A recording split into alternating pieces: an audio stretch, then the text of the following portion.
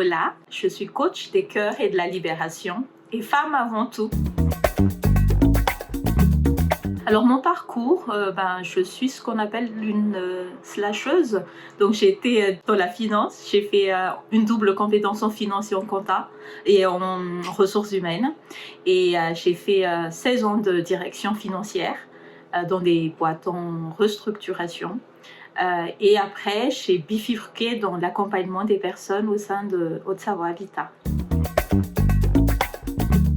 Mon entreprise, c'est un logement social. Tu vois, c'est un bailleur social qui s'appelle Haute-Savoie Habitat et qui est à Annecy.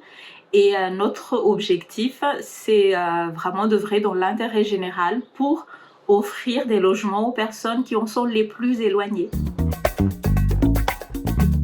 Mon job, c'est de faire en sorte que chaque personne se retrouve, trouve ses forces, ses talents, ses ressources pour qu'elle soit épanouie dans la quête de ses rêves, de ses aspirations individuelles qui rejoignent le collectif et pouvoir aussi s'investir dans son métier de la vie de tous les jours. C'est d'être surprise combien il y a toujours un trésor dans chaque personne que je rencontre. En fait, parfois bien enfoui par rapport au conditionnement de l'éducation, de l'enseignement, du parcours, expérience professionnelle et puis même aussi la vie familiale et que chaque personne a eue.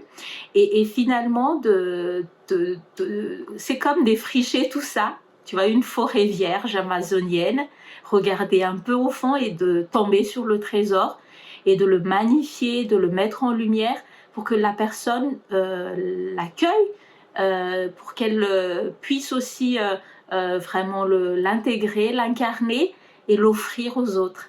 Et ça, c'est ce qui me fait beaucoup kiffer parce que à chaque fois, c'est une personne, mais transformée, magnifiée, lumineuse, et pourtant c'est la même personne. Donc c'est ça ce que j'aime le plus dans mon métier.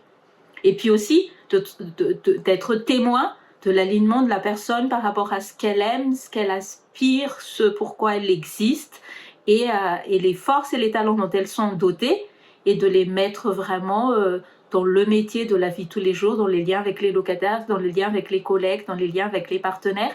Et en fait, quelque part, je me sens utile et ça me fait plaisir de...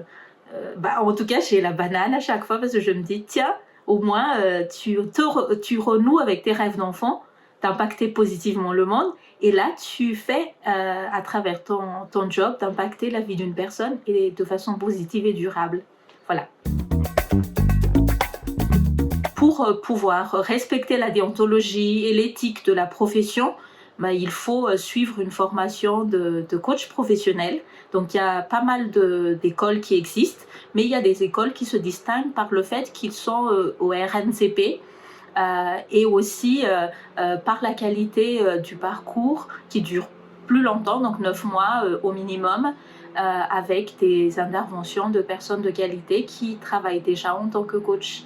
Donc une école de coaching, après de la formation continue tout au long de la vie de la profession, plus de la supervision, super important parce que on a toujours besoin de voir ce qui n'est pas bien dans la façon dont on exerce le métier, donc de la supervision qui peut être collective ou individuelle selon le choix, et puis après la foi et l'amour en la personne, en chaque personne.